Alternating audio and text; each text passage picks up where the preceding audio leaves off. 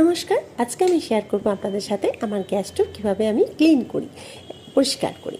মানে এটার বয়স হয়ে গেল 10 থেকে 12 বছর, কিন্তু আমার যে জিনিসগুলো দিয়ে আমি পরিষ্কার করি তার জন্যই কিন্তু এটা এখনও চকচক আছে। এমনকি টাইলসও আমি এইটা দিয়েই পরিষ্কার করি। তো দেখে নেওয়া যায় কী কী নিয়েছি।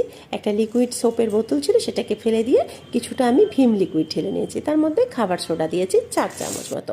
তার মধ্যে 2টো লেবু কেটে বেশ করে রস বের করে তার মধ্যে দিয়ে দিয়েছি। লেবুর রসটা দেওয়ার সময় অবশ্যই মনে রাখবেন যেন কোনো লেবুর পাল্প ভিতরে না যায়, তাহলে কিন্তু আপনি পাম্প করতে গিয়ে লেবুর পাল্প বা খোসা ওখানে যদি ভিতরে থাকে তাহলে আটকাবে, লিকুইড ঠিকমতো পড়বে না। এবার রসটা দেওয়ার পরে আমি এখানে কিছুটা জল দিয়ে দেবো। জল দেওয়ার পর খাবার সোডা যেহেতু নিচে বসে গেছে, তাই একবার ঝাঁকিয়ে সব লিকুইডটাকে ভালোভাবে করে নেব। এই দেখুন আমার রান্নার স্টোভের অবস্থা দেখুন। রান্নার পরে আমি সামান্য একটু পাম্প করে তারপর একটা হালকা হাতে ওয়াশ করে দেখাবো কতটা পরিষ্কার হয়। দেখুন, এক হাতে মোবাইল আছে, তার মানে আমি বেশি জোরে করতে পারছি না, জাস্ট আপনাদের দেখানোর জন্য দেখাচ্ছি। একবার আপনারা নিজেরাও করে দেখবেন, তারপর নিজে এসে আমাকে কমেন্ট করে বলবেন কেমন হয়েছে।